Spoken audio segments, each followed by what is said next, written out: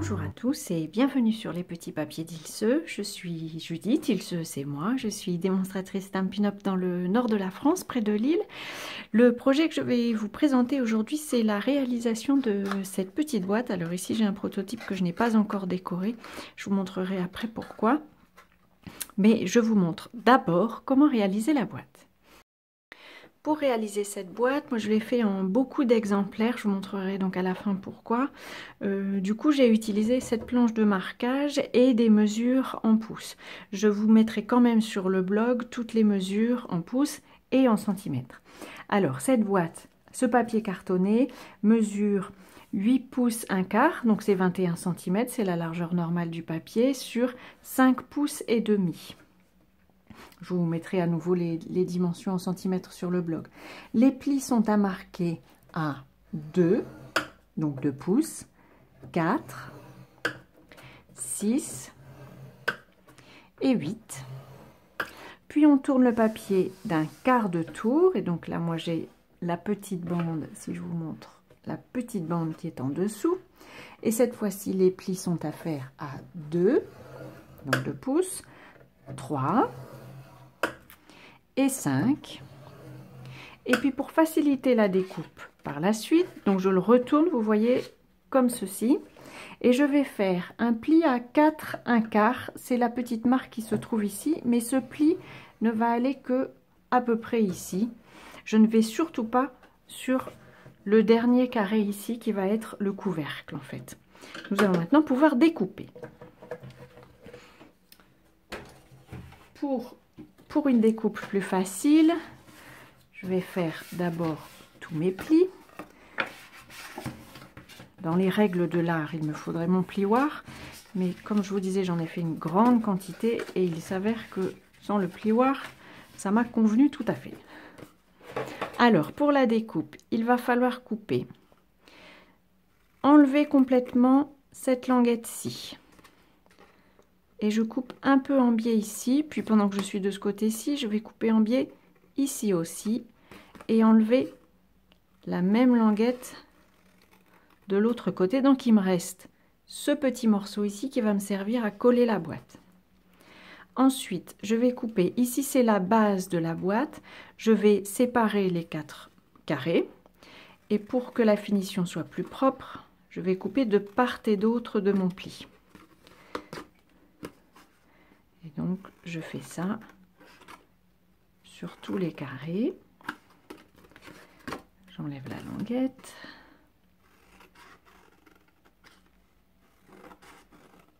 Voilà, la base est découpée. Ensuite, nous avons le dessus. Si je regarde le morceau, le papier comme ceci, je vais avoir ici le couvercle, ici une des languettes latérales, là le devant, donc je vais tout enlever. Et ici, l'autre languette latérale. Ce qui fait que je vais couper comme ceci. Ici, droit, le long de la ligne. Et puis, je vais couper un peu en biais ici, pour terminer au coin. Ici, comme je vous disais, on a une languette latérale. Je vais recouper à nouveau en biais. Ici, je ne m'embête pas à découper à l'intérieur, puisque toute la partie va s'en aller. Ici, je repars un peu en biais vers l'intérieur et là j'ai déjà fait la découpe. Et quand je prends mon morceau, mon papier dans ce sens-ci, en fait je vais couper ici le long de la ligne que j'ai marquée qui me sert juste de repère en fait. Vous pourriez le faire à main levée si vous avez le compas dans l'œil, ce qui n'est pas mon cas.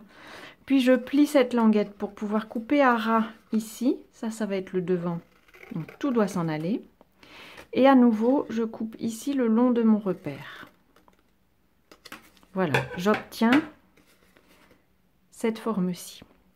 Pour une jolie finition, j'ai eu envie d'arrondir tous les coins des languettes et du couvercle. Alors je prends la perforatrice avec 3 jolis coins et je prends celui-ci qui me sert tout simplement à arrondir le coin.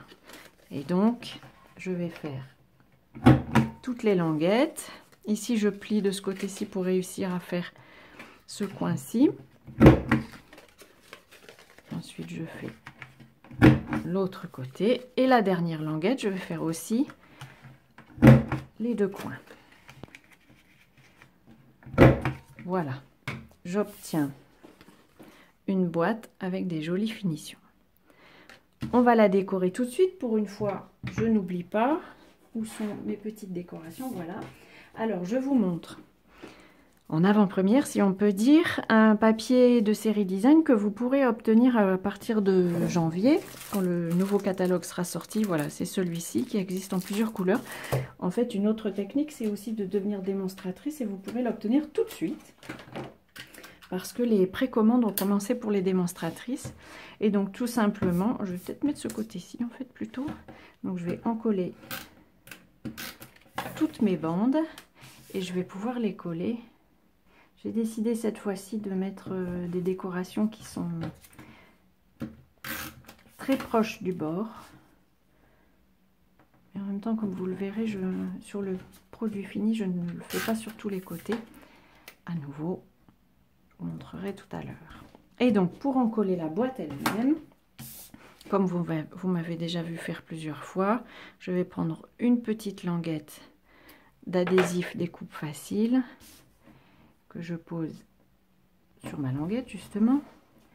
J'enlève la bande et je peux tout simplement poser ma boîte à plat pour l'encoller.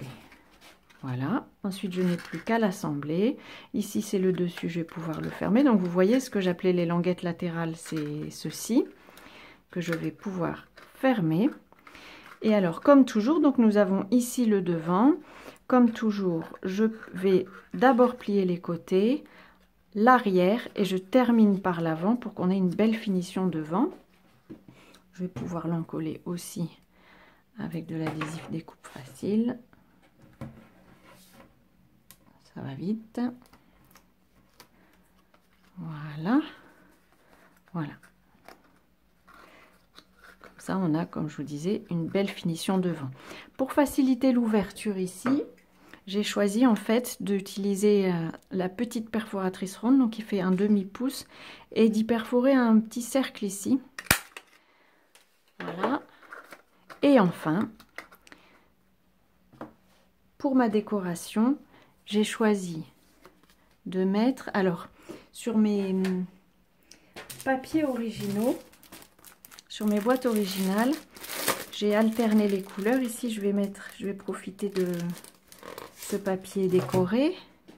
Et en fait, je fais un cercle 3/4 de pouce que je perfore dans le papier cartonné et un autre cercle, donc à nouveau un demi-pouce que là je vais pouvoir perforer dans mes chutes de couvercle et que je colle l'un sur l'autre avec n'importe quel adhésif. Là je vais prendre de la colle liquide si elle veut bien couler. Voilà, donc je les colle l'un sur l'autre.